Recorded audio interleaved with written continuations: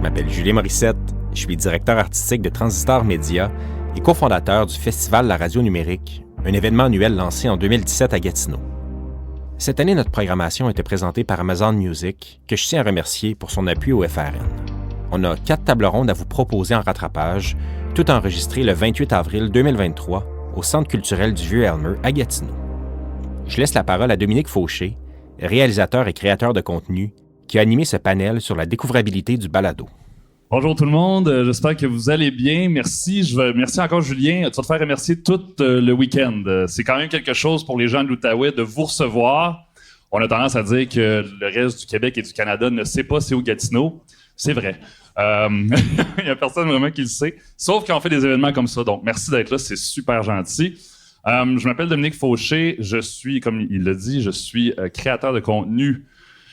Au-delà des simples pubs de shampoing ou de déodorisant qu'on peut voir sur certains comptes TikTok, je fais ça de manière professionnelle, à très grand déploiement, mettons. Mais je fais aussi beaucoup de marketing. J'ai fait du marketing depuis 2010 avec des agences comme Bleu, Blanc, Rouge, ici localement, Orchestra. On a eu des comptes comme le Centre national des arts, comme les Galeries de Hall, comme... Promenade Gatineau, Name It, Téléfilm Canada était là-dedans aussi. Donc, c'était très, très, très le fun. Et c'est aussi là que j'ai commencé à mélanger le marketing plus classique avec le marketing plus culturel, où on a vu apparaître le terme découvrabilité dans les années 2015, 16, 17. Et je trouve ça vraiment intéressant d'être ici aujourd'hui parce que dans la salle, il y a à peu près tous les maîtres Jedi de la découvrabilité. Et je les présente maintenant. Vous pouvez maintenant monter sur scène tous ensemble. Ceux qui sont pas sûrs d'avoir tout le contenu en découvrabilité aujourd'hui, vous êtes servis parce qu'ils sont tous là. Venez-vous-en. C'est un gros party, vous allez voir. Il y a beaucoup de gens. Allez-y. Donc, asseyez-vous. Écoutez. On sépare les gens. C'est un gros panel. Bonjour tout le monde. Est-ce que ça va bien? Ça va bien, oui? Très bien. Donc, j'aimerais vous les présenter, mais à chaque fois que je les présente, j'aimerais que vous présentiez parce qu'au-delà de votre LinkedIn, je pense que vous avez beaucoup de choses à dire. On va commencer à la toute gauche pour vous autres. Ici, j'ai Étienne Roy. Bonjour Étienne Roy, directeur plateforme et contenu numérique chez Cube Radio en 140 caractères. Présentez-vous, monsieur. En gros, ça veut dire que je m'occupe de la production des balados de Cube Radio, les balados natifs et pas l'autre volet qui existe qu'on connaît. Je m'occupe aussi, je gère notre plateforme, notre site application dans l'environnement de Cube. Donc, je suis pas tout seul non plus. Il y a beaucoup de parties là-dedans. Et puis, nous, on a commencé en 2018, les balados. Le premier privé là, qui s'est affiché comme producteur de balados. Et, privé, oui, on peut dire ça, là. Oui, c'est bon. Vous le méritez, je pense. OK, bien, merci. Oh, ouais, 100%. Et là, je viens d'apprendre chez Maître Jedi. Je vais partager ça à mes garçons. Ils vont être vraiment contents. Oh, oui, écoute. Merci beaucoup d'être là, c'est très apprécié. Juste merci, à ta gauche, on a Loïc. Loïc Leroux, Gaulier, hein, c'est voilà, ça? Gaulier, voilà. Complet. Consultant en découvrabilité et mise en marché de podcasts. Oui. C'est bien ça? C'est bien ça. En 140 caractères? Bon, j'accompagne des entreprises, des artistes, des créateurs de podcasts dans le développement de la découvrabilité de leurs projets.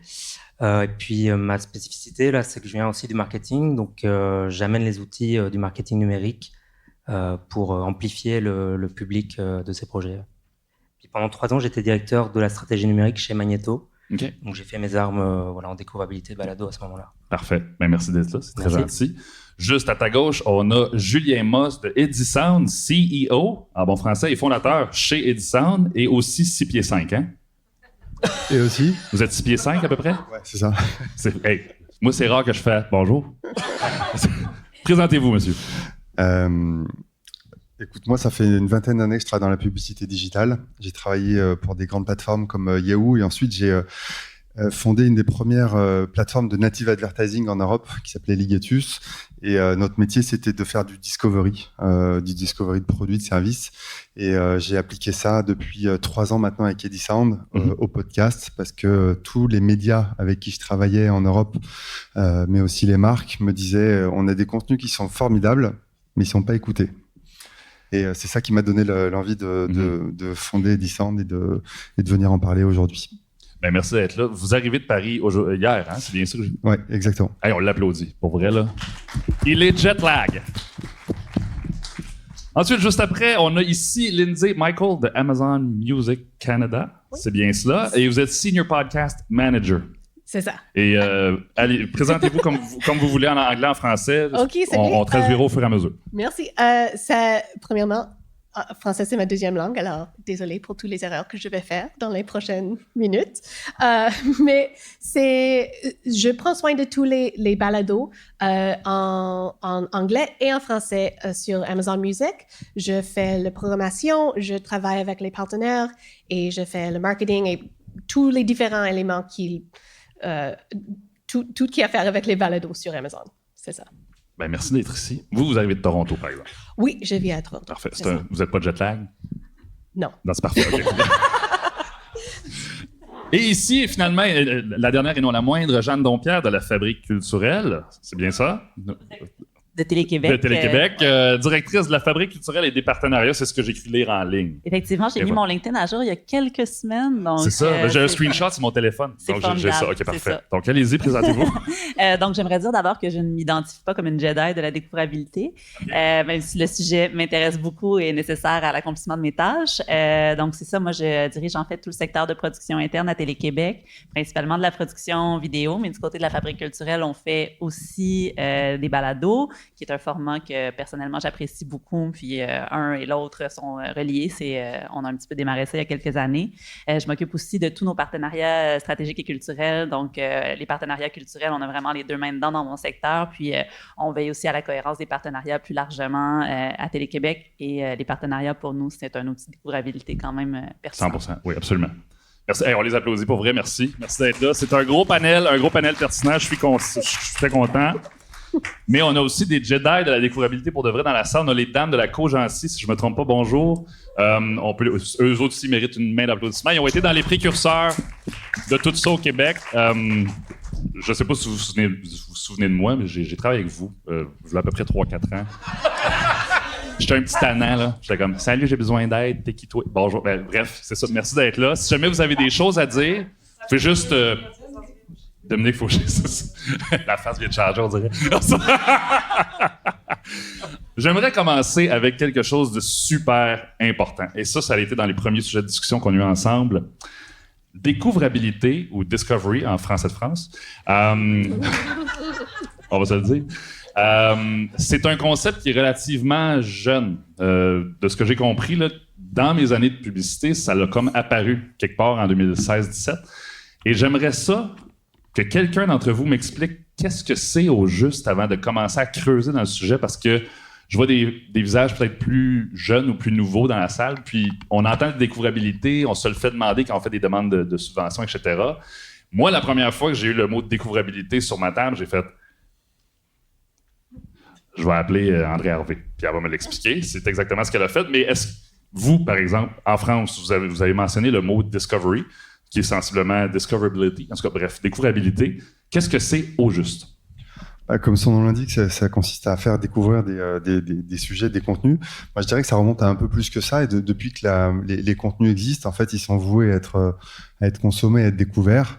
Donc, est-ce que découvrabilité, c'est le bon mot? Ça, j'en sais rien. Mais en fait, c'est un sujet qui existe sur les contenus depuis des dizaines d'années. Quand on parle de contenu publicitaire, depuis que la vidéo existe, il y a des problématiques, ces mécaniques-là de découvrabilité. Pour les contenus écrits, c'est la même chose, que je sois une marque, que je sois un média. Donc, je pense que finalement, ça existe depuis longtemps. C'est assez nouveau dans le podcast. Parce que mon sentiment, c'est qu'on a eu un prisme très contenu depuis le départ. Et depuis peu de temps, on se dit, tiens, mais finalement, comment est-ce que je vais faire pour que mon podcast il soit écouté? Et comment qu'on fait pour qu'un podcast soit écouté, justement? Je sais que, par exemple, vous qui en voyez passer souvent...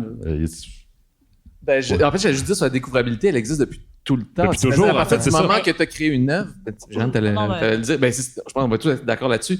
Dès que tu crées une œuvre, avant, on chicanait contre les journalistes qui ne parlaient pas de notre œuvre parce qu'on leur envoyait nos communiqués de presse. Exact. Ça. Mais c'est juste que l'enjeu a grandi et a grossi parce que maintenant, on est noyé dans un environnement anglophone parce que le jour où on a ouvert à l'époque iTunes Music, le contenu francophone s'est retrouvé dans le marché canadien. Là, je parle de la musique, mais ça vaut pour le balado aussi. Et du jour au lendemain, quand tu allais chez le disquaire, là, tu avais la proposition francophone et anglophone, disons, sur le terrain principal, sur le plancher principal, les palmarès égaux. Puis oui, c'est sûr que l'inventaire général était plus anglophone. On s'entend. Mais tu avais une proposition sur les dans l'entrée qui était égale, mais elle a disparu dès qu'on est arrivé dans les fameuses plateformes. Et tout de suite, moi, je me souviens, j'ai des amis qui m'ont rappelé, ouais, Étienne, ça fait 10 ans que tu me casses la tête avec ça. J'avais comme un peu oublié que, effectivement, j'étais chez Audiogramme pendant longtemps, et tout de suite, j'ai dit, hey, on est en train de disparaître, là, parce que les palmarès, on peut pas être aussi écoutés que du côté anglophone. On est pas 4 fois moins nombreux. Ouais. 3 fois. Moi, presque 4 maintenant. Fait que bref, l'enjeu est beaucoup plus important aujourd'hui parce qu'on est noyé dans une mer anglophone. Mais il y a autre chose.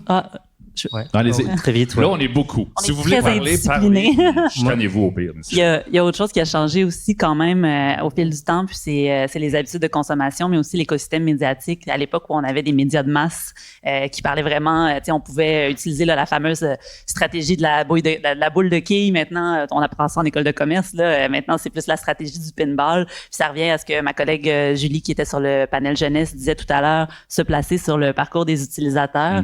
Fait que la stratégie de découvrabilité, c'est vraiment une extension de la stratégie de contenu. En fait, maintenant, quand on fait un contenu, on se demande forcément à qui on parle, qu'est-ce qui intéresse ces gens-là, mais il faut aussi se demander où est-ce qu'ils sont ces gens-là, sur quel point de contact j'ai des chances de pouvoir leur parler.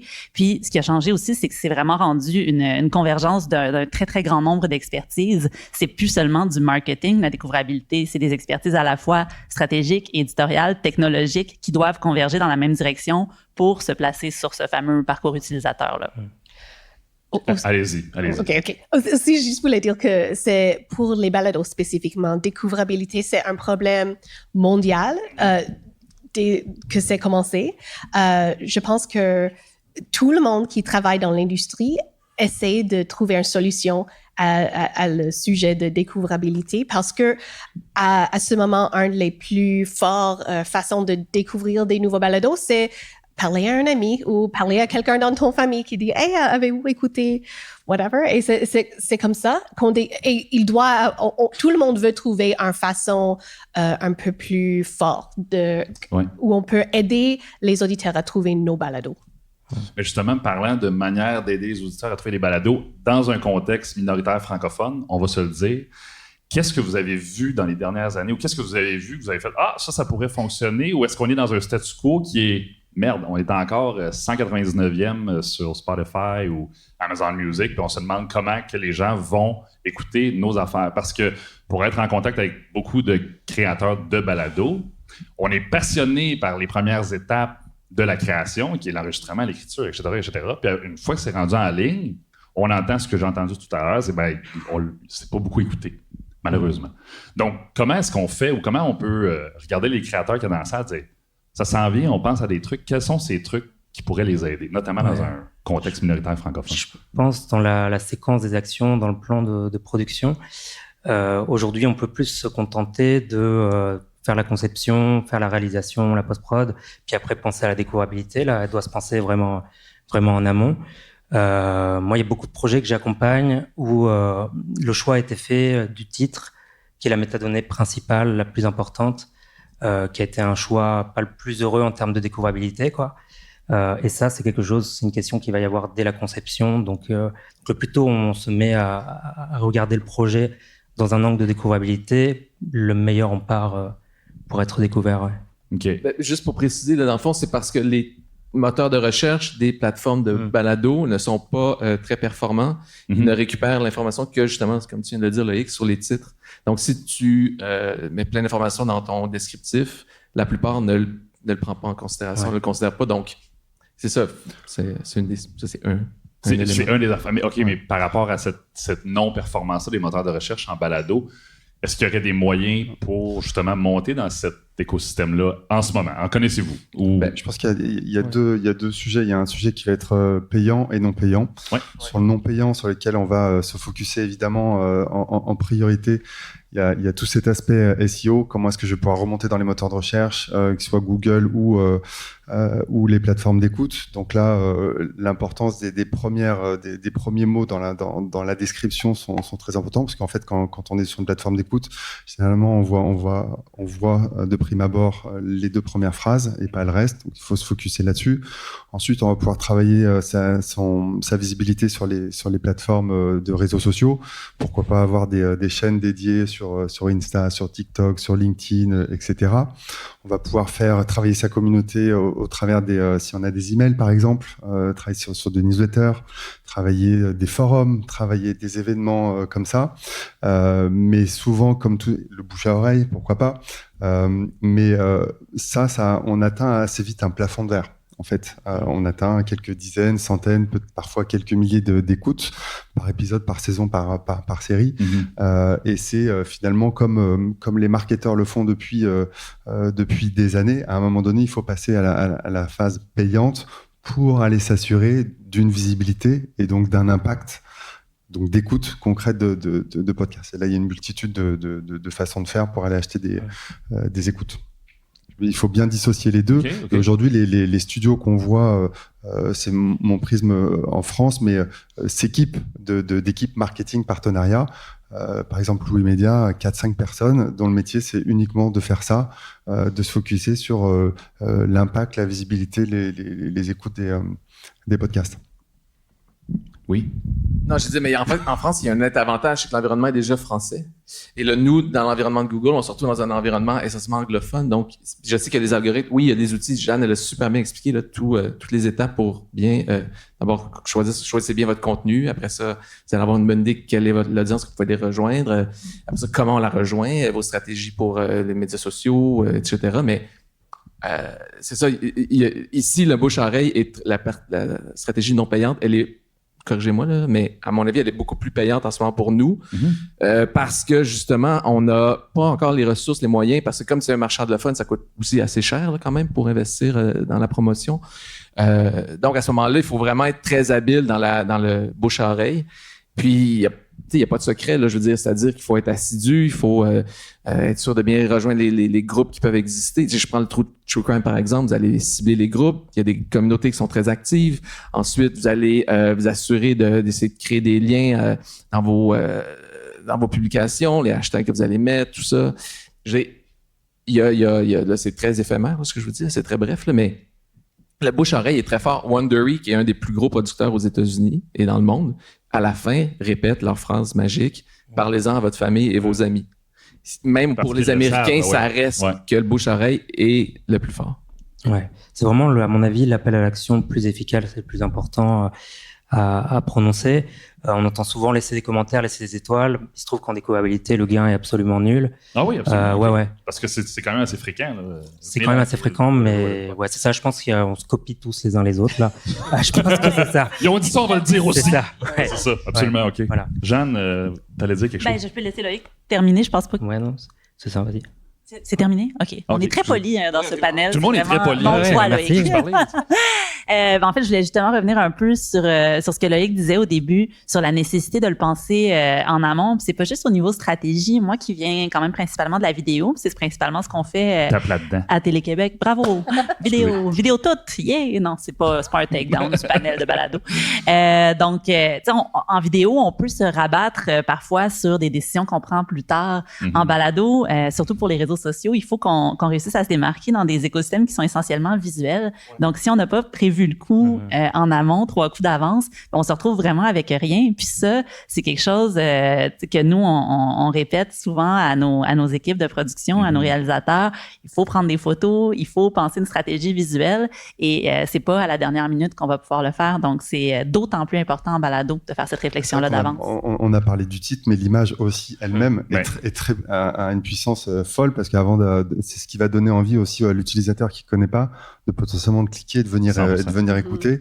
Et nous, on avait développé par exemple la possibilité de faire des A/B tests sur des épisodes de plusieurs titres, de plusieurs images pour développer différents scénarios et identifier celui qui va performer le mieux en termes d'engagement. C'est vrai que l'image est très très importante. Et ça m'amène justement dans un sujet qui est parfois controversé, mais de manière très amicale. Là. Le rôle. Je pensais que t'allais parler d'audio.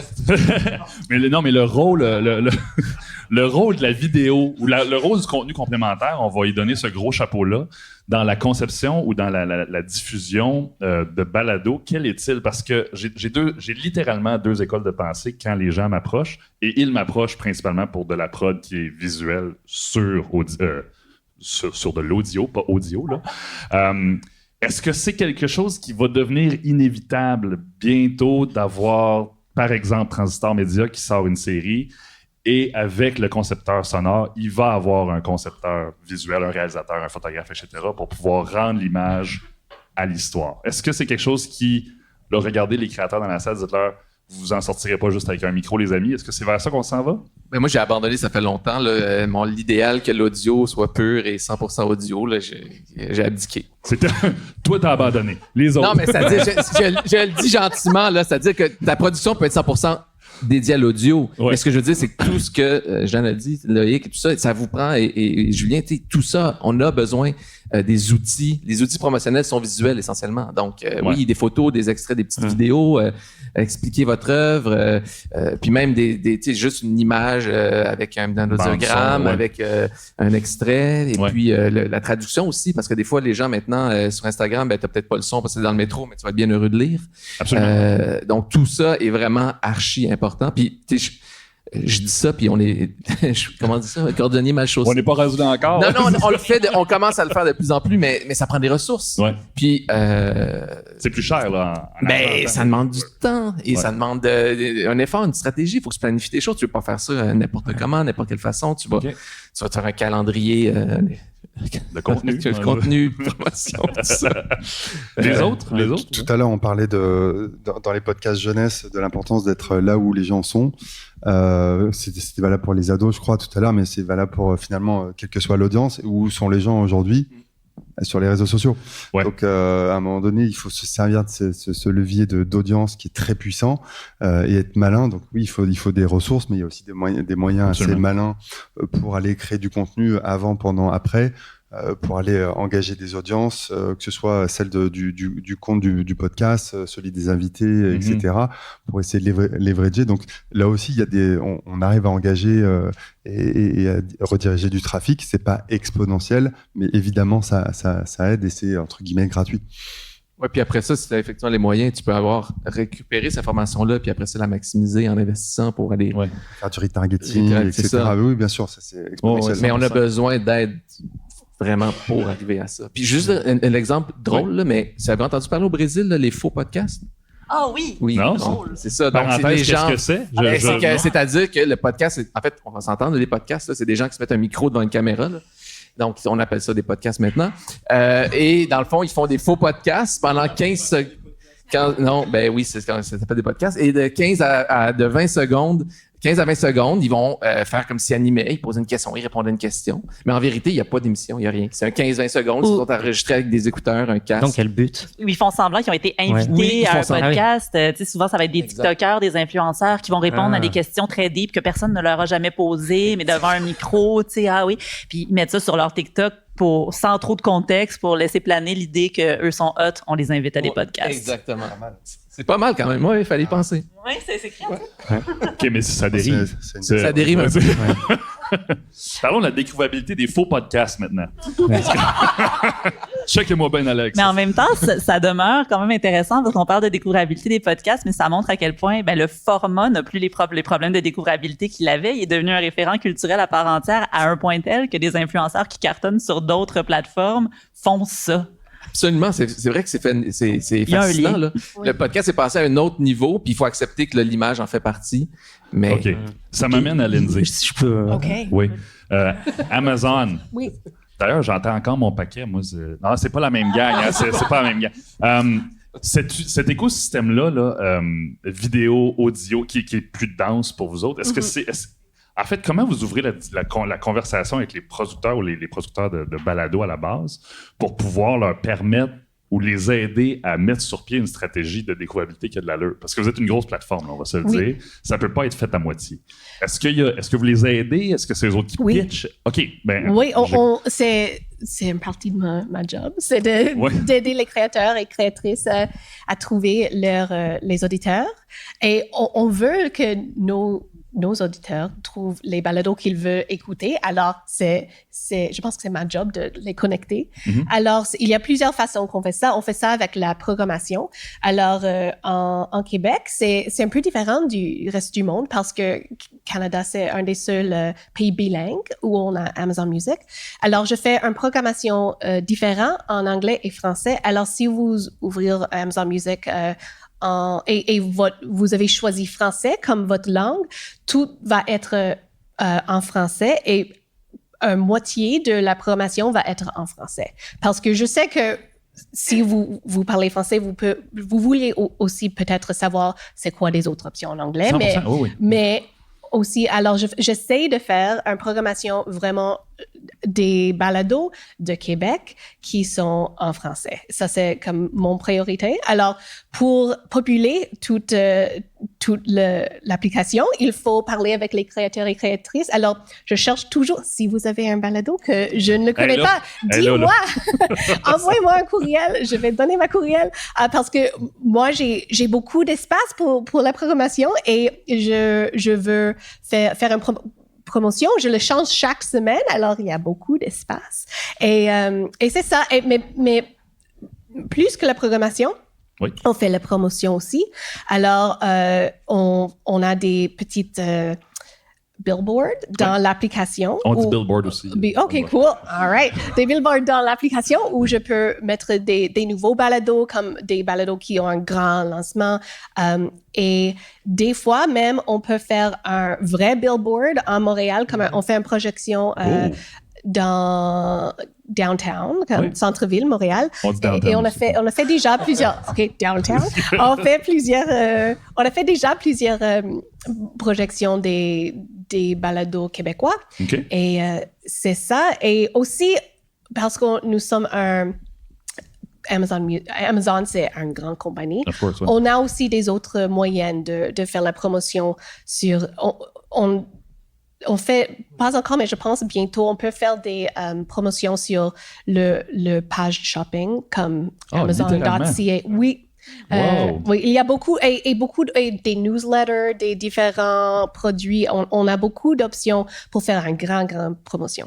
Donc, dans les différentes sphères de la découvrabilité, vous êtes en train de dire que la sphère marketing numérique traditionnelle est très, très forte chez Amazon Music. C'est ce que je comprends. Oui, sur nos propres réseaux. C'est ça. Mais qui sont quand même populés. Là. Il y a des gens qui écoutent ça. Il y a des gens. Oui, il y a beaucoup. Oui. OK. Oui, il y en a. Il y a des gens. Oui. Okay. C'est bon. Puis j'avais une question aussi pour vous, puis ça va sans doute aider certaines personnes à réfléchir à leur produit audio, mais aussi à leur écosystème de contenu, on va se le dire. Comment vous sélectionnez vos projets? En fait, comment vous allez dire oui, peut-être qu'il manque de travail, non? Est-ce que... En fait, la question s'adresse à tout le monde. Comment vous allez sélectionner les projets pour ceux qui sont en charge des diffusions? Là? Ça n'en pas. Mais toi, tu l'as dit quelque chose tout à l'heure, mais tu l'as dit. Ouais, nous, c'était par rapport à la vidéo, mais on y reviendra plus tard. Mais on va revenir à la vidéo dans pas long parce que j'ai d'autres questions. Parce que chacun a son environnement. Nous, on a un environnement avec beaucoup de journalistes d'enquête, donc c'est sûr qu'on fait plus facile pour nous de faire des enquêtes, d'une balade d'enquête. Puis on a ça a été, en 2018, notre mandat, c'était on veut une bibliothèque de balado. OK. Il n'y avait pas vraiment de stratégie. Il a fallu qu'on en crée une, mais on avait... Québécois est un peu gourmand des fois, il aime ça avoir beaucoup de choses. Donc là, on s'est mis à travailler, il y avait un peu une pensée magique de se dire, les journalistes vont avoir du temps puis on va faire des balados avec un peu toutes les marques qui existent dans notre groupe, mais la réalité est que c'est plus complexe que ça de se partir un balado puis de lancer, le créer, l'assiduité, le faire à chaque semaine, par exemple. Donc, on a juste ciblé des projets comme En 5 minutes, une marque forte qui parle de science et d'histoire. C'est l'actualité scientifique et historique. Donc là, on a créé un balado en 5 minutes. On est allé avec les forces qu'on avait dans notre environnement et ceux qui avaient la volonté de le faire. Et on les a travaillés, mais on a eu des échecs. Il y en a qui n'ont pas duré longtemps, puis on s'est concentré ensuite sur ceux qui fonctionnaient le plus. Là, avec évidemment 5 ans, toutes les données, on est capable de voir, on est plus à même d'évaluer les projets qui vont fonctionner. Mais c'est quand même... C'est un défi à chaque fois pareil. Tu peux être sûr de ton coup, puis il est arrivé quelque chose dans l'engrenage. Puis c'est pas le succès que tu espères. L'inverse est aussi vrai. Là. Tu peux avoir un grand succès que tu n'attendais pas du tout. C'est vrai. OK. Revenons à l'écosystème autour de la balado, parce que je trouve que c'est un sujet qui est très riche, qui est très complémentaire à la découvrabilité, au marketing, en fait. Aujourd'hui, écosystème de contenu est quelque chose qu'on attend tous les 3 jours ou presque. Est-ce qu'on peut penser à 3 heures? 3 heures chez vous. Vous êtes occupés, hein? Donc, comment vous allez aider... en fait, y a-t-il un dialogue qui est établi entre, par exemple, Télé-Québec et les créateurs pour faire « c'est beau, on aime le show, mais il va falloir penser à ça, ça, ça, puis ça, puis ça, puis ça ». Ben, en fait, moi, de mon côté, je gère la production interne, donc les créateurs qui produisent. Si je travaille pas avec des producteurs externes, il y a d'autres personnes à Télé-Québec qui le font. Ma collègue Julie est un exemple. Du côté grand public, il y avait beaucoup de projets justement convergents ou de découvrabilité qui ont été produits. Mais moi, de mon côté, les gens répondent directement à moi. Fait que c'est un rappel que je fais constamment aux personnes qui travaillent pour moi, puis j'essaye d'attribuer les ressources pour le faire. Mais en même temps, on a un vaste mandat et très peu de ressources, fait que parfois, ça tombe un petit peu dans une craque. On a quand même peu de monde pour faire beaucoup, mais j'ai quand même plus de contrôle peut-être là-dessus que d'autres, quoique de le mettre dans un contrat, ça peut assurer des résultats parfois plus que de le dire à des gens avant qu'ils partent. Je te l'avais dit. Prends des photos. Fait que c'est ça. Prends des photos. On l'entend souvent, ça. Ouais. Prends des photos pendant qu'il parle dans le micro, mais c'est pas un vrai podcast. Exactement. Puis pour les consultants en Europe, est-ce que c'est... J'ai l'impression, on va se le dire, Daniel l'a bien dit tout à l'heure de manière polie, je pense que vous êtes en avance. En fait, le Québec est peut-être un peu en retard. Est-ce que vous voyez ça, un développement créatif au-delà de l'audio pour la mise en marché de balado, la découvrabilité de balado? Ou est-ce que c'est quelque chose que vous devez encore amener les clients à réfléchir là, une fois que le show est dans l'engrenage? Non, c'est vrai on est encore pas mal sur des sujets innovation. En fait, le podcast, c'est le nouveau format. On va distinguer les médias et des annonceurs. Chez les médias, en fait, tous nous disent nous, on va vers l'audio. Ça fait depuis que le web existe, 1995, qu'on fait de l'écrit. Depuis 15 ans maintenant, on fait de la vidéo. Et tous vont ou commencent à s'y mettre. La question, c'est plutôt comment et quand exactement est-ce qu'on va y aller. Donc, il y a des formes pour faire de l'audio sans mettre des moyens comme le text-to-speech. On fait appel à une intelligence artificielle pour créer des audiences. C'est un premier moyen pour donner une commodité aux audiences en fait à écouter. Ensuite, il y a de la production native, ce dont on parle aujourd'hui, des vrais podcasts. Et puis, il y a aussi pas mal d'éditeurs qui se posent la question de comment finalement je vais pouvoir optimiser mes ressources pour créer du contenu récent et fréquent. Parce que, in fine, ce que demande de l'autre côté le marché de la publicité, c'est on va pas sur un site internet qui a publié son dernier article il y a 3 mois. Ça n'existe pas. Et pour créer des audiences engagées, puissantes, il faut créer régulièrement du contenu. Donc ici, on va distinguer les podcasts. On parle de replay, de la radio. C'est là où la radio revendique beaucoup de contenu et d'audience en podcast. Mais en réalité, c'est principalement aujourd'hui beaucoup du replay, des formats natifs, et on va vers, je vois ça, de la conception de contenu qui va être protéiforme, c'est-à-dire qui vont pouvoir être diffusés et en vidéo aussi bien qu'en audio. Est-ce qu'on appelle ça un podcast? Je sais pas. Non. Mais s'il y a une stratégie éditoriale au départ, s'il y a une stratégie éditoriale qui consiste à dire je veux qu'on parle d'un sujet qui est, j'en sais rien, le sport, et je veux donner ça à mes audiences, et je le conçois comme un concept éditorial, mais je pense en amont pour que finalement l'image soit uniquement un support de confort, mais qui puisse être aussi bien écouté. Alors on va vers ce genre de choses beaucoup pour justement accélérer la production de contenu. On voit ça beaucoup. Wow. OK. C'est beaucoup. C'est de plus en plus... Oui? Non, ben, tu allais dire quelque chose, mais vas-y. En fait, oui, j'allais dire quelque chose. Je m'en rappelle plus. En fait, il y a quand même cette question justement de podcast vidéo. C'est pas aussi simple en production que juste on va braquer une caméra là où les gens parlent. Premièrement, il y a toute la question des droits. Moi, j'avais un excellent projet qui aurait été formidable pour faire en vidéo, pour mettre sur YouTube. C'était un projet, ça a été un succès surprise là, qu'on a fait pour notre marque Ciné Cadeau il y a quelques mois. D'ailleurs, c'est Julien Morissette qui faisait la réalisation avec brio, comme d'habitude. Et moi, je vais être réinvitée au festival, clairement. Et donc, c'est ça, moi, ça aurait été un projet formidable à faire en vidéo, mais il aurait fallu payer 3 fois les droits et tout ça. Fait que c'est pas toujours au budget, fait que c'est pas si simple que ça. Non, c'est ça. Puis, on peut pas non plus juste braquer une caméra, ça prend quand même une réalisation, ça prend quand même, faut savoir où est-ce qu'on s'en va avec ça. Oui, parce que tu as un média professionnel, fait que c'est sûr que tu veux te distinguer de ceux qui peuvent... C'est ça, la beauté du balado, c'est que c'est universel, c'est ouvert à tous. Là. Tout le monde peut avoir un micro, une caméra, puis s'enregistrer. Mais après ça, évidemment, tu veux t'élever. Certains veulent peut-être On vouloir fait quoi s'élever sur la qualité parce qu'il y a des professionnels, d'autres des amateurs et tout ça. Là. Et là, une question à 100$ que tu m'as donné finalement. On dit que les frais de production de quelque chose, un balado plus, mettons, sont relativement élevés. Ma question, c'est en découvrabilité. Est-ce qu'on investit assez? Assurément pas. Ben, parlez-moi-en parce que c'est souvent, tu sais, j'ai fait partie de quelques projets où la découvrabilité arrivait sur la table. Puis c'était tout le temps, puis là, no offense, ceux qui en font, mais c'était tout le temps comme on va figurer après. Tu sais, je suis comme je pense pas que c'est comme ça que ça fonctionne. Qu'est-ce que vous auriez à dire là-dessus? Parce que j'ai l'impression que c'est ça qui se passe dans l'industrie. Moi, j'avais une réelle évolution quand même au niveau de la prise de conscience de l'importance de la découvrabilité là. Quand je suis arrivé chez Magneto, là, on mettait en option, on a développé une offre d'accompagnement à la découvrabilité, à la mise en marché. Elle était en option. Je dirais très humblement qu'il y avait 25 à 30% des clients seulement qui la prenaient là. Ah oui. Ouais, donc c'était pas très populaire. Et puis quand je suis parti en 2021, là, les clients parlaient des réunions exploratoires, là, donc il y avait un intérêt, une prise de conscience vraiment importante. Je crois qu'on est aussi aidé par les demandes de subventions, les demandes de bourse, où maintenant on demande. C'est obligatoire ou presque. C'est ça. Avant, on parlait juste du développement d'un public, ou en tout cas les stratégies pour rejoindre un public. Maintenant, la découvrabilité est mise en avant.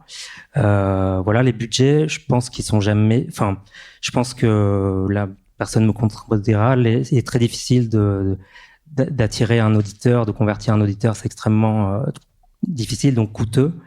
Donc, en général, les budgets sont pas suffisants, quoi. Mais ils sont toujours aussi à mettre en regard avec quels sont les objectifs de ce podcast. Est-ce qu'on veut attendre 3000 auditeurs au Québec, ce qui est un très, très beau chiffre, ou est-ce qu'on sera content avec 500? Okay. Ouais, c'est ça dépend de ta niche, ça dépend aussi des fois parfois ton marché puis ta clientèle, ton audience que tu cibles. C'est ça. J'avais une question pour vous, Amazon. Okay. Vous, Amazon. Oui. Il y a une machine marketing qui a l'air relativement grosse. Les budgets en découvrabilité peut-être plus traditionnels ou classiques, c'est-tu quelque chose que vous mettez sur la table automatiquement avec? Mais pour nous, on n'a pas vraiment comme un budget de découvrabilité parce qu'on n'a pas des... Wondery, par exemple, peux-tu parler pour ça? Wondery, je ne peux pas vraiment... Parce que, oui, nous sommes assez séparés. Oui, parce que Wondery, c'est un parti d'Amazon et ils font comme le contenu. Mais je sais que c'est vraiment important et c'est un parti vraiment important et je sais qu'ils font un investissement dans découvrabilité, c'est important. Mais pour nous, je peux dire si vous n'êtes pas une grande organisation avec un grand budget, et c'est une des façons les plus efficaces de faire la découvrabilité, c'est dans des autres balados. Alors, si vous avez un balado d'un sujet, on veut dire des vieux automobiles, OK? Pour exemple, si vous pouvez trouver des autres balados avec des vieux automobiles et vous pouvez faire un cross-promotion, l'impact de cette sorte de... C'est vraiment important. Je pense qu'on le trouve tout dans l'industrie. OK. Effectivement, c'est très important et même on peut aller au-delà et de s'inviter en fait entre hosts et de faire des épisodes croisés comme ça.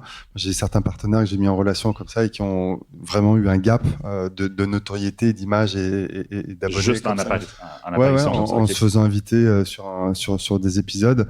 Finalement, on est concurrents, mais en même temps, on est des passionnés et on va parler et ça fonctionne assez bien. Ouais, ça s'est appuyé par les statistiques. Il y a un rapport qui fait référence au Canada, qui s'appelle le Canadian Podcast Listener. Puis en 2022, 19% des auditeurs au Canada découvraient un nouveau podcast pour la première fois via un autre podcast, quoi. Via un autre podcast. Ouais. Okay. Donc on parle d'inviter l'animateur d'un autre podcast, mais il y a simplement le fait de demander à l'animateur du podcast partenaire de dire ce week-end j'ai découvert tel podcast, ça m'a fait rêver. Si vous aimez les vieux autos, vous allez aimer ça. C'est ça, exact. Ouais. Mais j'attendais, en fait, je suis content que tu aies amené le sujet, mais j'attendais la question justement sur comment le faire. Non, mais c'est vrai que comme c'est du bouche-à-oreille, ben évidemment, les promotions croisées, on le fait peu ici aux États-Unis, c'est plus présent. Bon, en France, je suis content d'apprendre ça commence. Ouais, c'est ça. Mais tu sais, nous, c'est clair, là, dès qu'on a dans tous nos balados, on a des autopromos de nos balados et on voit tout de suite l'impact que ça a. C'est automatique, j'en entends parler. Et on fait aussi les bandes-annonces dans les fils. Ça, ils font ça aux États-Unis depuis longtemps, mais on met toutes nos bandes-annonces dans les différents fils. Et de moins en moins, je regarde une question de genre. C'est plus une question, c'est quoi l'audience? Sachant que, par exemple, le true crime est très écouté par les femmes, ben, je me gênerais pas de mettre, c'est plate, mais une bande-annonce de true crime dans J'ai fait un humain, qui s'adresse aussi aux femmes. Plus aux femmes. J'ai tué un humain. J'ai tué un humain. Ouch! Ouais, ça ressemble à ça. Fait que. C'est devenu gore vite, votre affaire, hein? Ouais, ça a Je passe de déraillé. 0 à 100. Écoutez, Si vous aimez les vieux chars et tuer des humains, écoutez ça. Fait que ça marche. Ça marche vraiment. Il y a des performances. Il y a des résultats, mais il faut le faire plus entre nous. Puis, tu sais, avant, on était un village gaulois. Tu sais, on n'avait pas d'invasion des plateformes, puis on était entre nous, puis on faisait notre promotion, puis puis on était en compétition entre nous tout le temps, puis les chicanes de ci, de ça. Mais là, il faut arrêter ça. Là. C'est comme on a besoin de tout le monde, là, si on veut continuer à parler en français. Il y a 2 interventions. Allez-y. Hey, vous êtes poli sur un moyen temps. Je dirais pour aussi développer la communauté, le bouche à oreille, les forums, ça peut aussi très bien marcher. Je connais pas mal de podcasteurs qui ont monté des forums par exemple sur Discord, whatever la plateforme. Et en fait, ça te permet de créer une communauté très forte, très engagée, qui vont inviter d'autres gens pour venez parler. Il y a plein d'experts, c'est super, c'est génial, qui ont peut-être même pas entendu en fait de parler du podcast initialement, et qui au travers des discussions dans le forum vont pouvoir finalement venir découvrir le forum. Donc ça c'est quelque chose qui c'est intéressant. Oui. Et ça, c'est quand même quelque chose aussi, tu sais, il ne faut pas s'imaginer qu'on peut juste compter sur la bonne volonté des intervenants pour faire la promotion gentiment de nos projets. C'est quelque chose qu'il faut prévoir au budget dès le début. C'est du marketing d'influence, puis c'est pas juste « Hey, come on, parle de mon podcast, il est bon, tu vas l'aimer, come on! » Après, ça coûte cher. Moi, pour les podcasts professionnels, je parle plus de retour sur investissement, parce que si j'ai mis 30 000 € pour faire ou dollars pour faire un podcast, on a mis du cœur, de l'âme, des ressources, du temps, des moyens de l'investissement, et si à la fin je me retrouve avec 500 écoutes qui viennent des friends and family, c'est assez décevant et très frustrant pour tout le monde. Donc on revient in fine à ce que tu disais tout à l'heure, c'est l'objectif. Si je produis, combien je vais en attendre, et de là on pense à une stratégie marketing, et on investit et on a un retour sur investissement, il faut plus le voir comme ça qu'un cost, quoi. Lindsay, tu voulais dire quelque chose tantôt? Oui, j'allais dire que le meilleur exemple que... Vas-y, vous avez entendu d'un petit balado qui s'appelle Serial, c'est sûr? OK, mais ouais, je sais. Yeah, you'd have to listen. Mais Serial, c'est bon, Serial. Je pense que la seule raison que tout le monde a découvert Serial, c'est parce qu'ils ont joué un épisode dans le feed de This American Life. Et ça, c'est la seule raison qu'il a eu tellement de succès. Et je pense que c'est ça comment avec organically, on peut trouver nos c'est l'étincelle, effectivement, qui a créé le phénomène de l'avoir mis sur This American Life. Oui. Ouais. Mais, puis juste, on parlait aussi de la découvrabilité, là, mais il y a aussi l'enjeu de ce que les plateformes veulent, c'est la récurrence. Oui. Alors, c'est sûr que si vous avez une série fermée, là, un nombre X d'épisodes, c'est pas ce qu'elles préfèrent, les plateformes. À ce moment-là, elles vont t'aimer si, par contre, tu es actif en la promotion. Si tu fais un calendrier après ça de promotion régulier, bon, peut-être qu'à ce moment-là, ça va te favoriser. Mais ce qu'elles aiment, c'est les podcasts hebdomadaires. Ceux qui, à chaque semaine, publient. Et maintenant, on le sait, là, les palmarès d'Apple et Spotify sont exclusivement basés sur la récurrence. Ouais. Si tu arrêtes, tu vois, même les meilleurs podcasts, là, ils arrêtent 2 semaines, puis pouf, ils drop, c'est fini. Mais pourtant, vous serez surpris de la quantité qu'ils écoutent encore, plus que le 3/4 qui est en haut. Mais ce qu'ils veulent, c'est favoriser les nouvelles écoutes, là. C'est ça qu'elles veulent. Donc, dans les stratégies de découvrabilité, ben à ce moment-là, si tu fais demain matin, tu décides de faire un podcast conversationnel, c'est bien simple. Prépare-toi à faire ça à chaque semaine. Pendant 3 ans. Pendant 3 ans. Ouais. Et ton audience, tu vas la bâtir tranquillement. Il va y avoir une étincelle. Il y aura des trucs qui vont se passer, que tu vas avoir plus ou moins de succès. Ça, on pourra en débattre plus longtemps. Et l'autre aspect, la série fermée, ben c'est à ce moment-là, prévois une stratégie qui va faire en sorte que tu vas réussir à faire parler de ton balado sur des semaines, des mois. Et l'avantage aussi de ce qui est en ligne maintenant, contrairement à les magasins avant, c'est que maintenant, c'est pérenne. Il est tout le temps là. Ta longue traîne, elle est infinie. Avant, un magasin, encore, regardez les livres, là, ça dure une semaine, ils l'enlèvent, les disques, c'était pareil. T'étais plus là. Des gens te cherchaient, tu sais. En 1 mois, c'était fini, t'existais plus. Mais là, maintenant, on a la chance d'exister. Fait qu'il faut juste les réfléchir et le planifier. Moi, j'avais une question par rapport à tout ça, parce qu'on parle de comment on peut enrichir l'écosystème autour du balado pour en faire la promotion. J'ai récemment été impliqué dans un mandat où on se demandait comment on allait faire, permettez-moi l'anglicisme, du leverage, par exemple avec YouTube, ou par exemple avec Spotify, par exemple avec d'autres plateformes que la plateforme mère. Et il y a quand même une réticence de certains diffuseurs de faire ça. Puis je sais qu'il y en a autour de la table. C'est quoi votre point de vue sur le fait que, par exemple, pour faire lever un show à Cube ou à Radio-Canada, il faut que je puisse décliner le show quasiment identiquement sur YouTube, par exemple? Est-ce qu'il y a un problème de propriété? Y a-t-il un problème de conserver son show intégral? Parce qu'il y a eu des inquiétudes autour de la table qui ont discuté de ça, à savoir la découvrabilité, oui, mais à quel prix? Est-ce qu'on va littéralement mettre la saison sur une plateforme ouverte comme YouTube? Si oui, en fait, quelqu'un l'a dit tantôt dans les intervenantes, on nourrit la bête, mais il faut qu'on continue de le promouvoir pareil, là. C'est quoi votre point de vue là-dessus? Parce que c'est quand même un gros sujet dans l'ombre. On dirait une bébite qui veut pas trop déranger. Oui. Il y a beaucoup de clients avec qui je travaille qui ont peur de la cannibalisation. Là, exact, c'est ça le mot que je cherchais. C'est ça, qu'on le mette sur YouTube. Voilà. La bébite dans l'ombre, la cannibalisation. C'est ça. Donc en gros, perdre des auditeurs sur Spotify parce qu'ils regardent le show sur YouTube. Donc résultat, gain nul d'auditeurs. Moi, j'ai peu d'expérience, des retours d'expérience en la matière, mais il y a NPR qui a été assez gentil pour partager leur aventure en la matière. Et ils sont aperçus, en fait, dans leur cas, que c'était un gain. Il n'y avait pas eu de cannibalisation. Ça avait permis de gagner un tout nouveau auditoire. Donc prouvé, là, sur papier, c'est écrit. OK, c'est bon. Donc, voilà. On peut parler peut-être du cas de Radio France qui lui a une approche sur les plateformes friend and enemies, c'est-à-dire qu'ils sont bien conscients qu'il y a des audiences qui sont peut-être uniques sur ces plateformes-là et qu'il faut aller les chercher. En revanche, pour se protéger de la souveraineté face à ces plateformes, ils vont avoir tendance à publier seulement à une certaine fréquence, c'est-à-dire que par exemple le premier jour, le contenu va être disponible uniquement sur leur plateforme à eux, sur Radio France. Dès le deuxième jour, ils vont syndiquer le contenu sur les plateformes type Spotify, Amazon, etc. jusqu'à jour 7 ou jour 15, etc.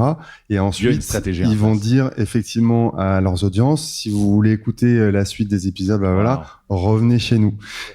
C'est pas une stratégie qui est figée. Je pense que ici, on est très dans une phase de tester, d'apprendre et ensuite d'évaluer, d'adapter les stratégies.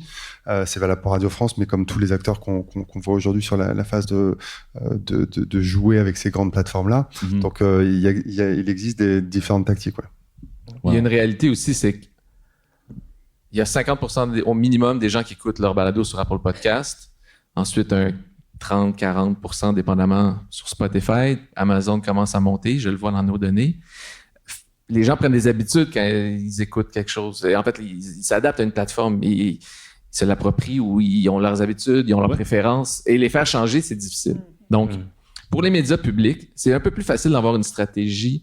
Comment tu fais un ennemi là? Frenemies? Oui, frenemies, ça se dit bien. C'est-à-dire que elles ont un peu plus. Elles n'ont pas nécessairement. L'enjeu de monétiser leur contenu est moins fort. En fait, il ne devrait pas l'être, techniquement.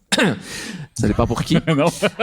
Mais pour certains, ça ne devrait pas l'être. Alors, la plupart, ça ne l'est pas en France en général et à BBC, par exemple. Donc, elles ont des stratégies où, justement, pour avoir une certaine souveraineté, c'est qu'elles se disent, mais là, j'ai un mandat d'être un média public, de rejoindre le plus de gens possible. Oui. Alors, oui, je vais rendre mon contenu disponible quand on le sort. En général, c'est la stratégie. Ils vont le retirer pour les ramener dans leur environnement pour les archives, souvent. Ou elles vont, par exemple, faire payer, entre guillemets, l'auditeur à l'étranger. La BBC, tu as des publicités pour toutes les audiences à l'extérieur de la Grande-Bretagne ou des pays affiliés à la Grande-Bretagne.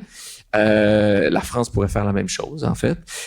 Donc ici, je parlerai pas du média public ici, de leur stratégie, elle est particulière.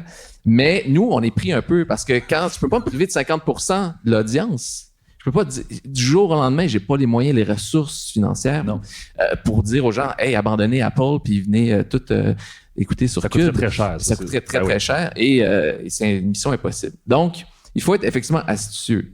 On n'est pas encore là à s'exclure complètement de ces plateformes-là. Elle nous donne la visibilité. On a la plupart de nos audiences. Puis on peut monétiser. C'est ça la beauté du balado, c'est qu'à partir du moment que tu es propriétaire de ton fil RSS, tu peux le monétiser toi-même, soit par la publicité injectée, soit par les publicités lues, le host read, ou des trucs croisés, des autopromos qui vont faire que tu vas faire découvrir tes balados. Donc, nous, on est dans une position, on a besoin encore de ces plateformes-là. Mais c'est sûr que le fait qu'on monétise, si c'est elle qui prenait tout l'argent, tout ça, ça serait un enjeu. Mais c'est ça. Puis nous, ce que je souhaiterais, c'est que, et c'est ce qu'on est en train de créer, c'est qu'il n'y a pas d'environnement francophone dédié, à part pour vrai Amazon, là, faut le dire, là, c'est ceux qui font le meilleur effort. C'est à peu près la seule présente au Canada. On les applaudit. Non, mais on-le, puis mon souhait, c'est que ça dure parce qu'il y a eu un peu de ça chez Apple au Canada au début. Ben, en fait, même pas. Apple, savez-vous comment ça marche? Apple Podcast. OK, t'avais un représentant à San Francisco, là. Qui parle pas français, ça. Qui parle absolument pas français. Elle, son mandat, c'est le Canada, les États-Unis, puis oui, il y a des francophones, c'est vrai. Alors, tu sais, tu pouvais bien les appeler, leur dire, voici les trucs. Ils te mettent de l'avant, mais écoute, accessoirement. Puis quand ils créent des thématiques, mettons, là, c'est les séries éliminatoires du hockey, ben là, ils choisissent random des podcasts en anglais. Ils pensent même jamais à nous. Alors là, ce qu'ils répondent, c'est, il faut que tu remplisses un formulaire. Et là, tu remplis le formulaire qui prend une journée, non, j'exagère, mais qui va te prendre du temps et qui va être, ton podcast, il sera pas affiché avant 2 semaines. Là, la thématique est finie dans 2 semaines. Là, fait que c'est comme ça qui marche. Alors, moi, je soulève le travail je souligne et je félicite le travail d'Amazon d'être beaucoup plus impliqué dans notre Pour revenir communauté. En fait à Amazon, Lindsay, est-ce que par rapport à ce qu'on se disait tantôt, le sharing sur, est-ce que ça c'est quelque chose, j'imagine que vous n'avez pas besoin de le faire vous, hein? Vous n'avez pas besoin de partager sur YouTube, etc. Seulement parce qu'on n'est plus un place pour découvrir des balados, alors on n'a pas à Amazon notre propre contenu. Wondery, probablement, mais je sais moins de leur stratégie. Oui. Il y a un problème avec YouTube, c'est qu'ils ne prennent pas les fils RSS encore. C'est commencé aux États-Unis. Aux États-Unis, ils prennent les fils RSS. Sinon, tu peux faire une espèce de playlist podcast là, qui t'aide. Faut que tu refasses, oui. Oui, une chaîne, exactement. Une playlist podcast. Okay. Fait que, et elle te permet de mettre tes audios en format vidéo, mais c'est un effort. Là. Il faut que tu prennes ton audio, tu le mettes en vidéo. Puis là, tu veux mettre un peu de visuel pour que ça ait beau. Parce que je pose la question, j'ai comme l'impression que YouTube a une offensive assez évidente. Là. J'ai des amis en production qui se font appeler directement pour investir sur YouTube. Là. C'est pour ça que je pose la question. J'allais vers Télé-Québec aussi. Que vous en pensez, vous, de partager votre contenu à des fins de découvrabilité sur d'autres plateformes comme ça? Nous, on met notre contenu partout. Oui, mais on n'en fait pas beaucoup. Hein. Je veux dire, on se considère absolument pas comme un joueur majeur en termes de production et diffusion de balado. On en fait quelques-uns par année. On en a fait plusieurs en 2021 parce qu'on avait une enveloppe dédiée pour ça, mais ça reste vraiment une toute petite portion de ce qu'on fait. Donc, nous, la stratégie, c'est vraiment de le mettre partout où les gens sont susceptibles de le trouver. Puis, on libère toujours les droits pour tout le web, pour toutes les plateformes. C'est sûr qu'il y a un compromis à faire, notamment sur le plan de l'accès aux données, parce qu'on le sait avec les plateformes, c'est un autre gros enjeu, puis c'est un des gros incitatifs de tout ramener. C'est pour ça que nous, on a un partenariat, entre autres, avec Audio qui nous permet vraiment d'atteindre un peu le meilleur des mondes, à mon avis. On met pas tout sur Audio parce qu'ils sont pas non plus, ils ont pas nécessairement, eux, ils font une petite curation aussi parmi notre contenu, mais c'est un environnement audio qui est sécuritaire pour les francophones. Moi, c'est quelque chose que je sous-estimais, étant parfaitement bilingue, à quel point les gens pourraient se sentir un peu intimidés, justement, d'avoir à chercher le contenu francophone dans un foisonnement anglophone. Absolument. Puis, on a dans notre entente de partenariat cet accès aux données-là. Fait que ça, c'est sûr que c'est le meilleur des mondes. Mais pour un petit joueur comme nous, puis je regarde ma rédactrice en chef avec le beau chandail rouge, là, c'est elle qui s'occupe de faire les relations avec, d'essayer de faire des relations avec des plateformes.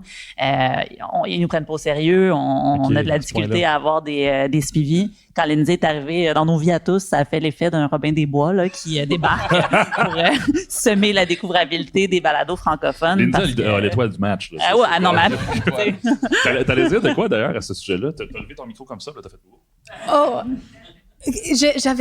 J'avais juste quelque chose, mais c'est un peu différent. Mais c'est pas grave, vas-y. OK. Oh, oui. Mais tous les différents... on essaie de créer des nouvelles façons de découvrir des balados dans notre propre service. Et je sais que nous ne sommes pas le seul, mais nous avons un nouveau technologie. Oui. C'est pas encore disponible en français. On vient juste de le lancer il y a quelques mois en anglais. Alors, c'est tout nouveau. Mais ça s'appelle Podcast Previews. Okay. Et comment ça fonctionne, c'est on prend des petits clips de moins d'1 minute pour écouter un balado. C'est une expérience visuelle aussi dans l'application. Et puis, si ça ne t'intéresse pas, on peut faire un petit swipe. Okay, et puis, il y a un autre. Et une des grandes difficultés de découvrabilité, c'est qu'il faut choisir où commencer. Et je pense que ça, c'est vraiment difficile pour des gens. Je ne sais pas quoi écouter. Alors, dans cette expérience-là, ça vous montre quelque chose qu'il ne faut pas choisir. Et puis, si tu n'aimes pas, ça va montrer un autre et un autre et un autre. Cool, ouais. Et puis, aussi, on peut écouter le balado si ça nous intéresse. Mais plutôt, c'est aussi personnalisé. Alors, c'est basé sur ce que vous aimez déjà. Alors, Et c'est gratuit? C'est gratuit. Et ça m'amène. Ben oui, c'est ça. Ça m'amène à on va clôturer bientôt. Oui, parce que Edison ont des outils aussi. Mais je veux parler de ces outils-là. Parce qu'il y a des trucs qui font qui nous manquent dans nos environnements. J'aimerais que vous me disiez bon coup, outils, innovation, bonnes idées récentes. On va clôturer là-dessus parce que je pense que ça va insuffler un vent de motivation à tout le monde. Juste, moi, j'entends ça, je me dis, c'est vrai, je suis dans mon char, je suis comme... Il y en a trop, je sais plus où commencer. Je pourrais partir ça jouerait des extraits, je serais comme oh, celui-là, oui. That's it, wow. C'est exactement ça. Okay. C'est juste une expérience où tu peux. Nice. Oui. Et si quelqu'un veut le voir, si vous choisissez anglais en Canada, tu peux le voir, ça s'appelle Podcast Preview et je peux vous montrer aussi plus tard sur mon téléphone. Elle va si être vous voulez. à la table numéro 4. Ouais, dans le... ça. Mais est-ce qu'il y a d'autres personnes sur le panel aujourd'hui qui ont des bons coups, des innovations, des... Mais moi, j'aimerais ça que Julien t'explique comment fonctionne Edison, qu'est-ce que tu crées, parce que j'ai eu la chance de rencontrer Julien. Avec plaisir. Écoute, en fait, c'est assez simple. Moi, j'ai créé des outils technologiques pour que les médias et les marques amplifient leur podcast. Concrètement, comment ça se passe? C'est très simple. On fait des partenariats long terme avec des médias. Donc, si vous connaissez par exemple le fooding, c'est bientôt l'heure de déjeuner. Le fooding, ça a été racheté par le guide Michelin et c'est des guides sur les restaurants français, etc. Le fooding a un podcast qui s'appelle À table et utilise la technologie d'Edison pour faire connaître ses podcasts. Donc en fait, ils embedent le player dans leur page article, et dans mon flux de consultation, comme sur Instagram, je vais tomber sur le player d'Edison. Là, je vais en ayant ce player embed sur tout un tas d'articles, ça crée des bassins d'audience très puissants. Nous, on l'a installé sur une centaine de sites en France et en Europe, sur différentes verticales, sur la food, le sport, la santé, etc. Et ces audiences-là, ensuite, on les met à disposition des marques qui viennent acheter concrètement des écoutes. Donc, on est sur un modèle à la performance. Moi, c'est toute mon ADN de ces 20 dernières années dans la publicité. Un gros projet quand même. Donc, j'ai créé ce modèle à la performance et on travaille justement avec des centaines de marques. Tous les studios de production aujourd'hui français, européens travaillent avec nous pour, dès qu'ils produisent des podcasts pour des marques, viennent nous acheter des écoutes. Donc voilà comment ça se passe. Comme l'INSEE, on peut faire un petit moment derrière, si vous voulez, je vous montre sur mon téléphone pour voir. Toutes les démos sont dans le café. Dans Stéphane pourra en témoigner parce qu'on travaille notamment ensemble sur la découvrabilité de son podcast. Donc voilà ce qu'on fait par exemple pour les marques et spécifiquement, on a un peu la même problématique au Canada. Arrêtez-moi si je me trompe, mais en Belgique. Et donc en Belgique, on parle deux langues. Le français est minoritaire. Et donc on a des audiences qui sont très puissantes de Belges qui viennent consulter des médias français.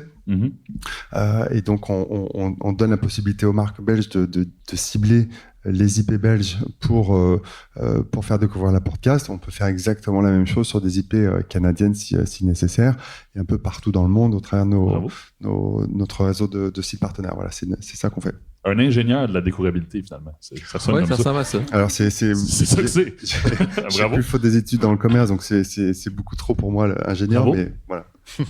Bon coup, nouvelle technologie, phrase inspirante pour clôturer la discussion qu'on a. Je pense qu'il faut se rassembler puis être le plus ouvert à collaborer, à trouver des solutions pour que tous se découvrent et tous s'écoutent. On va être beaucoup plus, ça va être beaucoup plus payant à long terme qu'un écoute l'autre qu'on s'écoute pas. On ne s'écoute pas du tout.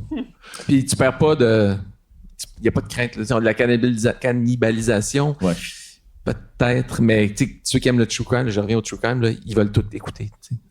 Puis ceux qui aiment un sujet, ils veulent tout écouter. Alors, il y a moyen de s'aider. Il y a moyen de moyenner, comme on dit. Loïc?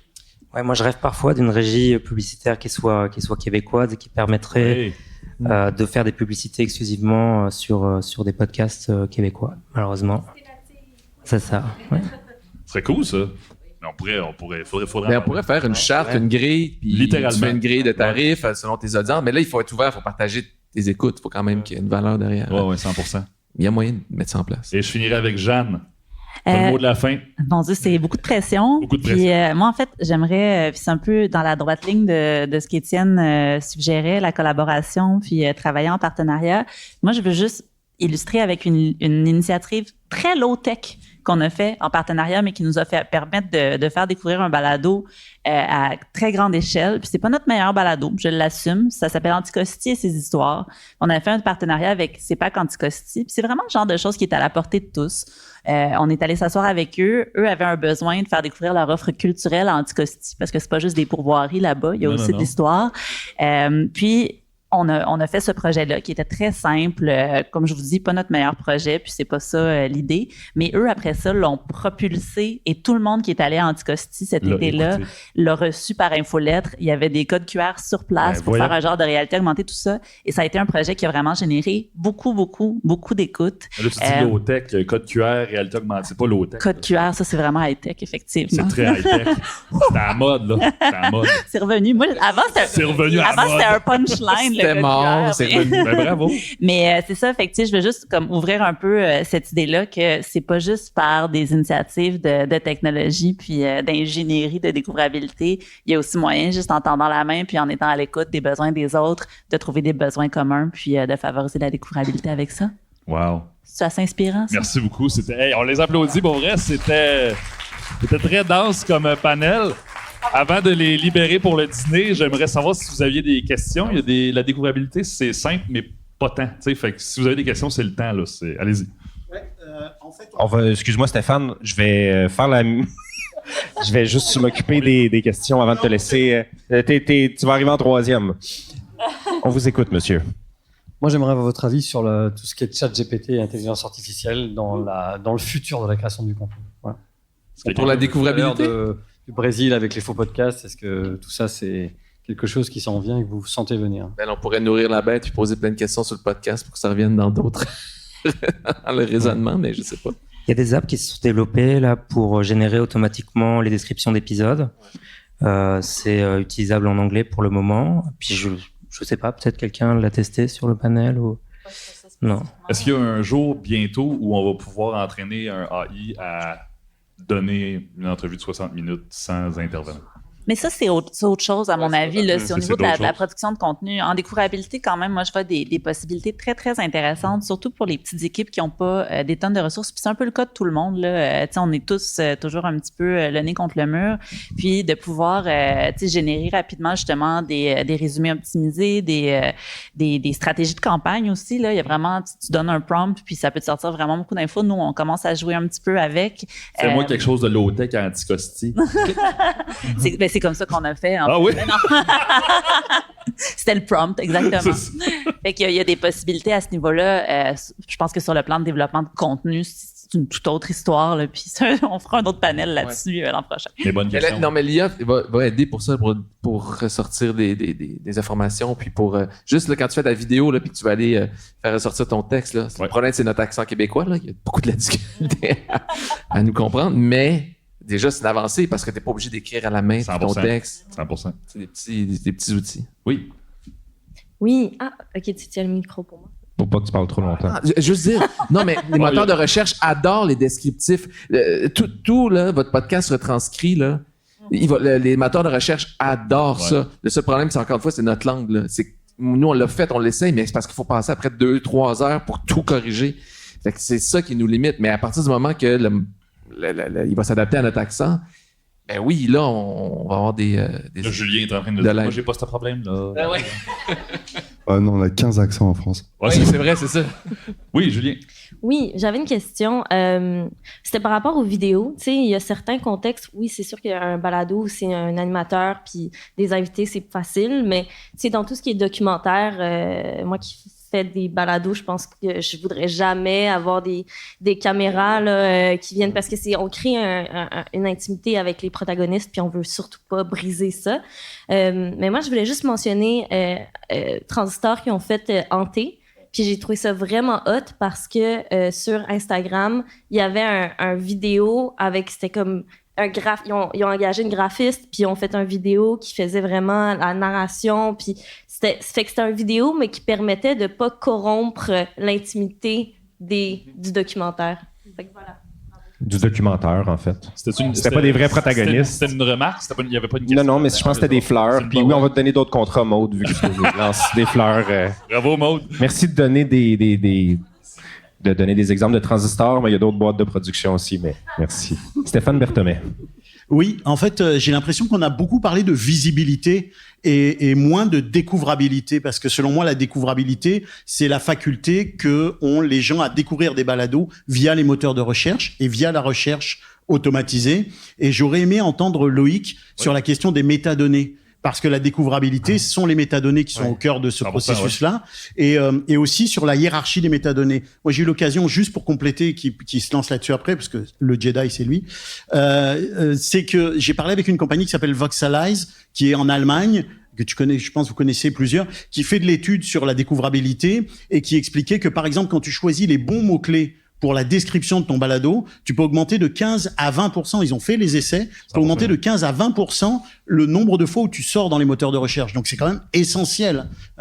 J'aimerais bien entendre le spécialiste là-dessus. Bon, on est limité aujourd'hui par le bon vouloir des applications qui aujourd'hui se limitent à une vingtaine de métadonnées, donc auteur, image, titre évidemment, etc. Je pense là dans les dernières années, la seule métadonnée nouvelle qui a émergé, c'est le numéro de la saison, magnifique. Ils ont pensé à faire une métadonnée pour qu'on évite de la mettre dans le titre. C'est pas aller plus loin que ça. Je pense malheureusement qu'on va pas aller vers un modèle de données, donc ce qui est l'ensemble des métadonnées, qui soit plus développé, puisque de plus en plus, je pense les applications vont avoir un modèle prédictif en analysant notre consommation avec l'intelligence artificielle, et donc les métadonnées finalement elles vont devenir beaucoup plus superflues dans les suggestions, quoi. Ah ouais. Ça c'est mon guess, ouais. Ah oui, donc si tu exemple écoutes du true crime, comment là, sur Cube Radio. Non mais c'est parce que sur Cube Radio évidemment. Si tu écoutes des balados de vieilles automobiles. Ouais. Tu vas pouvoir... les engins vont pas essayer d'aller chercher, par exemple, des mots-clés ou des descriptifs. Non. Spotify, là, toutes les applications sont très opaques sur le fonctionnement de leurs algorithmes de recommandation. Et c'est normal parce que dès qu'on connaît le fonctionnement d'un algorithme, on le tue. Tout le monde peut le manipuler à sa guise, donc il n'a plus aucun intérêt. Mais Spotify, dans ce qu'ils ont dit, ils ont l'avantage d'être depuis longtemps une plateforme de musique. Et ils sont capables de déterminer des profils. Par exemple, les personnes qui écoutent plus de musique rock vont être plus enclins à écouter des podcasts de type entretien. Et donc là, on passe beaucoup plus. Je pense qu'ils ont des profils plus fins là, j'espère pour eux. Mais c'est ça, on survole, on touche plus aux métadonnées dans ces cas-là. Google a retiré aussi. Avant, il y avait des. Je sais pas si vous vous souvenez, quand vous faisiez une recherche, là, vous aviez des petits embeds d'épisodes par rapport à un sujet que vous cherchez. Ils les ont retirés.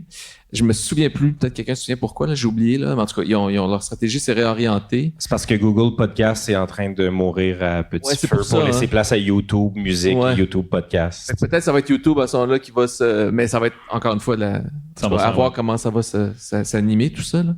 Mais c'est sûr que les métadonnées, par contre, pour Google, elles restent importantes parce que et là, c'est la plateforme que vous utilisez qui est importante. Je vais pas être plate, là, mais si vous utilisez des plateformes amateurs, là, il vous ressortira pas votre balado, sauf si votre titre puis votre nom, puis encore si vous êtes un peu connu. Mais si vous utilisez des vraies plateformes de diffusion, d'hébergement, de diffusion de balado, oui, il y a toute une série de métadonnées que vous pouvez entrer qui vont vous aider à ressortir un peu plus dans Google. Merci pour la question, c'était excellent. Ouais. C'est comme un peu la bête noire là, de toute l'affaire. Excellent. Oui. C'est qu'on peut creuser très très creux en tech comme ça. Oui. Ah, OK, oui, c'est ça, tu tiens le micro. OK. Tiens le micro! Moi, en fait, Étienne, je pense que tu avais parlé de ça, justement, que les plateformes... puis là, je n'étais pas certaine si tu parlais comme des diffuseurs ou des plateformes genre Spotify, Apple, mais cherchent comme des contenus qui sont comme à chaque semaine, récurrents, tout ça.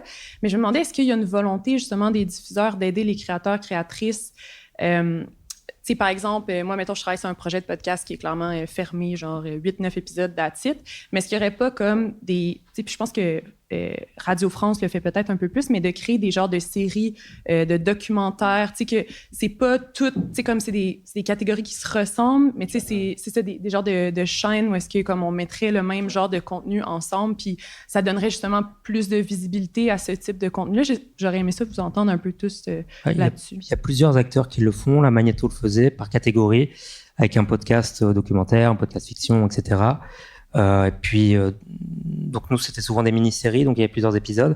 Mais sinon, il y a l'exemple bien connu d'Arte Radio, qui regroupe les témoignages réels ou fictifs là, dans une série, un podcast qui s'appelle Profil.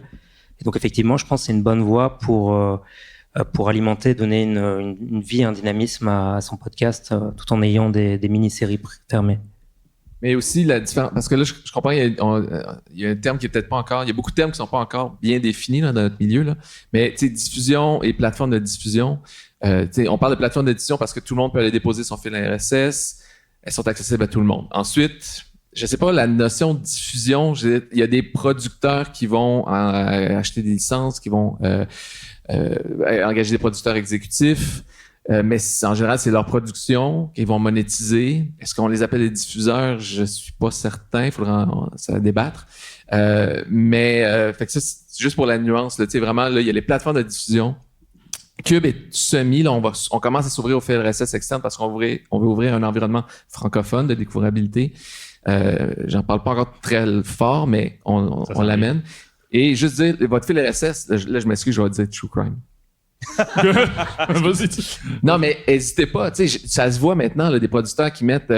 ils ont fait une nouvelle saison, puis il y a une nouvelle saison d'une autre série, whatever, puis ils vont le mettre dans le fil RSS de leur autre série, la nouvelle. Tu sais, puis ben, il y a plein d'abonnés. Les gens oublient, ils s'abonnent, puis ils oublient qu'ils sont abonnés, puis là, soudainement, il y a un pop-up. Là. Pour vrai, ça paraît dans les écoutes. Là. Tu le vois. Tu sais. Ouais. Fait qu'il faut... Oui, les listes, c'est super bon ton point, puis il faut pas hésiter dans son propre environnement, de publier sur les autres fils. Mais il faut s'assurer que ce soit vraiment cohérent comme expérience, oui, parce que sinon, ça peut... Tu sais, dans le cas des exemples que Loïc donnait de Arte, de Magnéto, ben la promesse est déjà, il y aura une variété de contenu ici, tandis que si tu t'es abonné à quelque chose, puis là, tout à coup, on te pousse autre chose qui est pas tout à fait raccord, tu sais, ça peut faire le même effet que quand U2, il avait mis leur nouvel album sur le iTunes de tout le monde, là. Genre, oui. On se sentait... Tu nous donnes quelque chose, mais on se sent trahi. Quel exemple, ouais. Bongo, on l'appelle. J'aime ça leur sortir. C'est bon, c'est un bon exemple. Oui, ben non, à 100%, il faut que tu sois cohérent avec ton audience, il faut que tu respectes ton audience. 100% d'accord. Ouais, l'idée de U2 et Bongo était pas très bonne. Non, juste voulais dire, oui, c'est quelque chose qu'on voit plus en plus, et c'est bien parce que si tu dépasses beaucoup de temps à trouver des auditeurs et puis on commence un nouveau feed, tu perds tout le travail que tu as déjà fait. Alors, s'il y a une façon... Je vois dans les séries spéciales comme True Crime Discovery, et puis il y a plusieurs saisons, mais chaque saison, c'est vraiment une différente émission. Dernière question, Julien. Oui, Karine. Question un peu trop technique, mais comme je travaille surtout en télé, je suis toujours très excitée quand il y a une salle complète qui comprend la découverte. Qu'est-ce qui se passe? Ouais, c'est ça. On va en profiter pour approfondir. C'est quand même une exception. Tantôt, vous avez parlé de tests AB sur les titres et les images, puis je me questionne à savoir quand, puis comment, puis dans quel contexte, c'est-à-dire que c'est pas des sorties publiques parce que vous voulez pas sortir avec un brand, vous le faites avec des focus group ou... Parce que d'habitude, des tests AB, c'est quand t'es déjà sur Facebook, mais là, j'imagine que tu veux pas sortir comme 2 titres avant de sortir ta série ou... En fait, c'est effectivement, c'est quelque chose qui m'a frappé en découvrant le monde du podcast, c'est qu'il y avait souvent une image pour que tu aies une série de 1 ou 450 épisodes. Et ça n'existe pas dans le cinéma, ça n'existe pas dans la télévision, dans les livres, dans la musique, ça n'existe nulle part ailleurs. Je crois que la raison pour laquelle c'est comme ça, c'est Apple qui a conditionné le marché comme ça. Mais quand tu as un épisode qui parle de Madonna et un autre de Bob Marley, il faut que ton image elle puisse parler à ton public.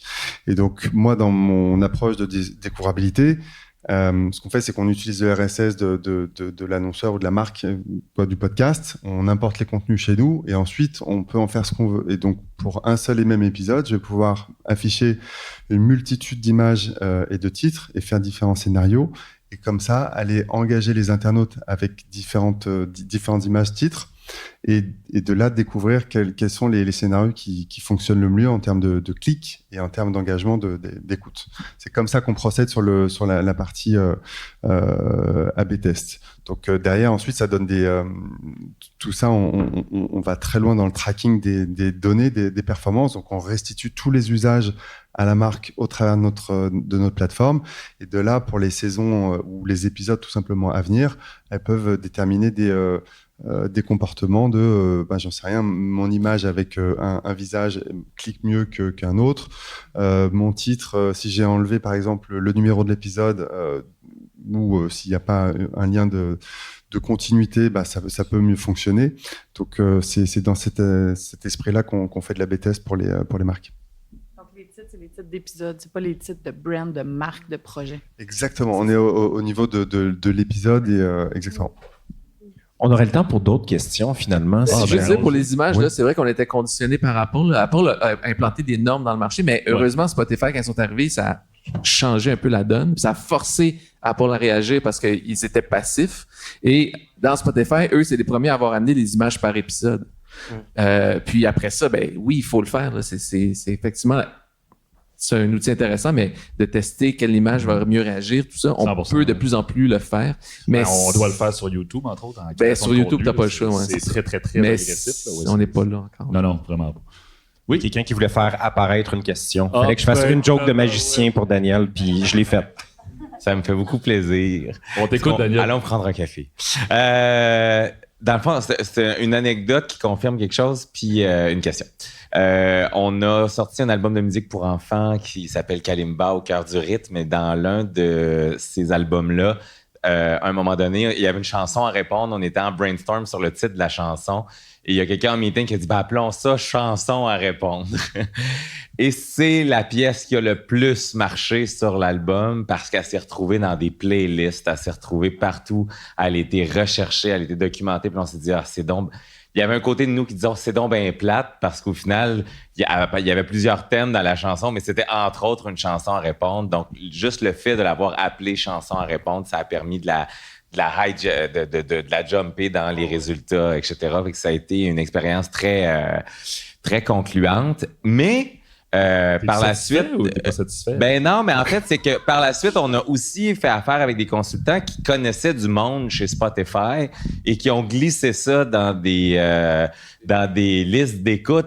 Et ceux-là ont performé encore mieux que les métadonnées, ce qui me fait réfléchir à l'apport de l'humanité à l'intérieur de ça, l'apport des contacts, l'apport de connaître, par exemple, Lindsay, entre autres, puis de dire... Donc, quelle est la stratégie des majors, si on peut appeler ça, ou des grands groupes comme Amazon? Est-ce que c'est de miser justement sur cette humanité-là, sur des curateurs comme vous l'êtes, dans des communautés? Vous êtes au Canada, parlez français, parlez anglais. Est-ce que c'est de répandre ces curateurs-là? Est-ce que c'est payant pour Amazon de miser sur des ambassadeurs locaux qui vont justement aller près des gens, qui vont comprendre, connaître, participer à des panels et au final faire émerger un contenu pertinent pour les gens? Est-ce que c'est payant pour ça ou est-ce qu'il faut davantage miser sur l'algorithme, la science, le mot-clé, etc.? J'étais curieux de vous entendre sur cette dualité-là, humanité versus machine derrière ça. Je pense que l'humanité, pour nous, c'est certainement un partie de la stratégie parce qu'il y a quelqu'un... Chaque pays où on a des balados, il y a une personne qui est dans la communauté, qui travaille avec les partenaires, mais aussi, je pense que c'est les deux. Parce qu'on veut donner des personnes ce qu'ils veulent, alors on utilise comme automation et personnalisation aussi. Alors, tu peux trouver le contenu que toi, tu-même aimes et que le contenu qui est populaire, mais aussi le contenu qui est local de chez vous. Alors, on essaie d'avoir tous les éléments pour donner une bonne expérience. Et est-ce que C11 qui a été adopté hier a une influence sur votre travail à vous? Est-ce que vous allez avoir des nouvelles obligations liées à votre travail? Probablement, mais c'est trop tôt de savoir. Et aussi, c'est pas moi qui va décider. Alors, mais je suis sûre que... Chez Cube Radio, comme vous monétisez le contenu, c'est une bonne nouvelle, cette affaire-là. Parce que si il y a des obligations de mettre en avant des contenus, la madame de San Francisco, elle, qui s'en sacrait comme l'an 40, elle va probablement être obligée maintenant de faire une place plus forte et donc ça va monétiser davantage. Ben, c'est sûr que si ça augmente notre audience, ça va inévitablement augmenter nos revenus. Absolument. Puis c'est le nerf de la guerre, là, c'est d'avoir plus d'audience parce qu'on doit mettre de la publicité. Donc, oui, ce n'est que positif. C'est juste dommage qu'on en soit arrivé à être obligé d'imposer des projets de loi assez géants. Mais que voulez-vous, comme disait l'autre. Il n'a pas dit true crime dans sa réponse. Innovation. On est good? On est good. Donc, merci. Tout le monde, j'aimerais qu'on remercie chaleureusement Jeanne Dompierre, Étienne Roy, Julien Moss, Lindsay Michael et Loïc Leroux-Gaulier pour leur présence aujourd'hui. Comme vous avez compris, ils vont vous montrer leur prototype sur leur téléphone dans le café tantôt. Ils sont disponibles. Vous restez tout un peu pour le dîner. Bon, ben, ils sont disponibles pour vous. Merci d'avoir été là. C'est super apprécié. Mesdames et messieurs, Dominique Fauché à l'animation. Merci. Suivez-le sur Instagram et YouTube. Yes!